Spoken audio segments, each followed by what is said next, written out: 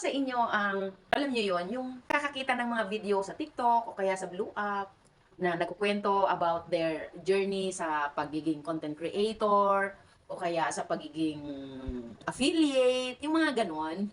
Tapos, parang may feeling na parang nakakainggit naman sila, paano nila 'yan kinikita? O aminin, hindi ba kayo naiinggit? Ako kasi I feel like nakakainggit din minsan, kasi parang iniisip mo, ginagawa mo naman yung lahat, nagsisipag ka rin naman katulad nila, 'di ba? So, tapos bakit sila lang ang nakakaranas ng gano'n? Bakit ako hindi? Sa totoo lang, 'di ba? Parang sasabihin mo, "Sana ako din."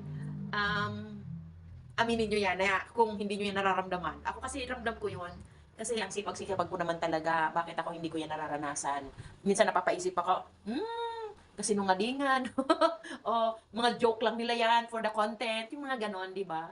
Pero may point naman sila, siguro yung sipag nila is hindi hindi ko pa nagagawa, siguro halos hindi sila matulog sa kasipagan nila, 'di ba? So, at saka baka mamaya kulang ako sa panalangin sa ating, nasa taas. Forgive me for being that way, but sino nga ba ang hindi nangangarap or nagmimithi ng, alam mo yon, yung maging gano'n ka din, lalong-lalo na na medyo nagkakaedad na tayo, like me, I'm 53 years old, and siyempre parang naghahabol na tayo ng ating, um, naghahabol tayo ng ating oras para masabi natin na totally I live my life to the fullest, 'di ba? So parang gusto ko ako, marami pa akong gustong gawin, like malibot ko pa yung iba-ibang lugar, not only here in the Philippines but other countries, 'di ba? Sino ang hindi hihiling niyan? Gusto ko pang umakyat ng bundok, ng maraming bundok. Siyempre lahat ng mga ganyang activities is kailangan natin ng money, 'di ba? Kailangan lang talaga nating sipagan.